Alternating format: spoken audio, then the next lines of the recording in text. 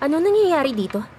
Si Ferhat kinakausap ang lalaking to na nagwawala kanina sa terrace ng restaurant. Pakiusap lang. Pwede bang makinig muna tayo sa sasabihin ng tao? Ano bang problema mo? Handa akong makinig sa'yo. Hindi kayo ang gusto ko makausap.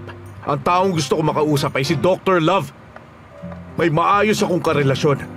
Meron kami mga pangarap. Pero sinira niya ang relasyon namin simula nung dumating siya.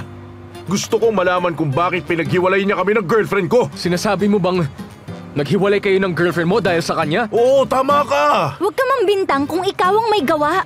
Malay ba namin kung anong ginawa mo para iwan ka? Wala akong ginawa sa kanya. Maniwala sana kayo sa Please lang, akin. umalis ka na ngayon sa restaurant ko dahil nakakaabala ka. Kung hindi ka aalis, mapipilitan akong palabasin ka. Paalisin Teka niyo lang, na nga. sandali Mr. Candemir. Hindi niyo ba nakikitang nagdadalamhati siya? At hindi ba kayo Teka, marunong wait lang. maawa? Kahit ako gusto ko marinig kung anong sasabihin niya. Yusuf, halika, sumama ka sa akin sa kusina. Kung ayaw niya ako makikinig sa'yo, Sednem. Nag-iisip ka ba? Halika na. Papabayaan mo siya magstay dito? We don't even know that guy. Matino ba siya? Isa pa hinahanap niya sa Thailand. Paano kung may gawin siya masama? Yung pinagkakatiwalaan mong fiancé may ginawang mali sa tao. Naintindihan ko kung ayaw mong malaman pero wala akong magagawa dyan. Hindi niya magagawang manakit, obviously, ang taong niya na may ginawa kung bakit siya iniwan.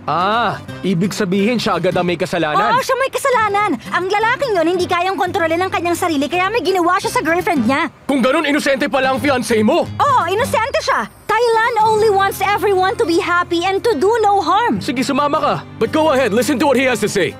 Ewan ko sa'yo. Bakit, Nas? Are you afraid to know the truth? Bakit naman ako matatakot? Malaki ang tiwala ko kay Thailand. Halika't sumama ka. Kung malaki nga ang tiwala mo. Dahil kung tama ka nga, wala ka nang maririnig sa akin tungkol kay Thailand.